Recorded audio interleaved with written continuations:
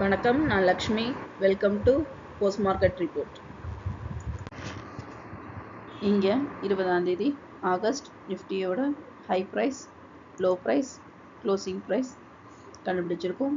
இந்த ப்ரைஸஸை வச்சு pivot point R1, R2, R3 resistant levels, support levels S1, S2, S3 கண்டுபிடிச்சிருந்தோம்.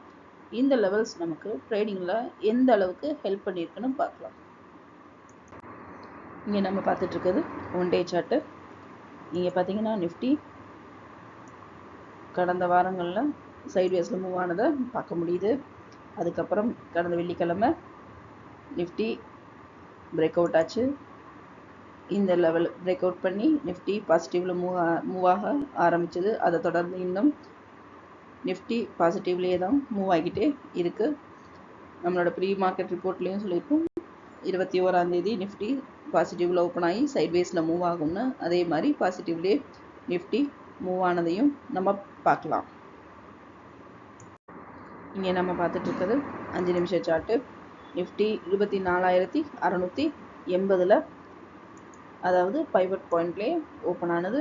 Open ஆகி அங்கேயே சைட்வேஸில் மூவ் ஆகி ரெசிஸ்டன்ட் லெவல் 1 நோக்கி மூவ் ஆச்சு. ரெசிஸ்டன்ட் ஜோனில் பிரேக் அவுட் பண்ணாமல் நிஃப்டி திரும்பவும் கீழே இறங்கி பைவட் பாயிண்ட்டை பிரேக் அவுட் பண்ணலை.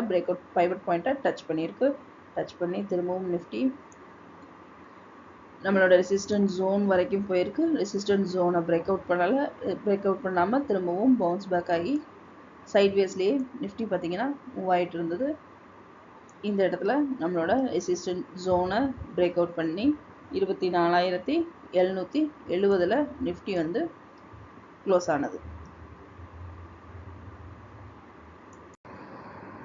மீண்டும் அடுத்த வீடியோவில் சந்திப்போம்.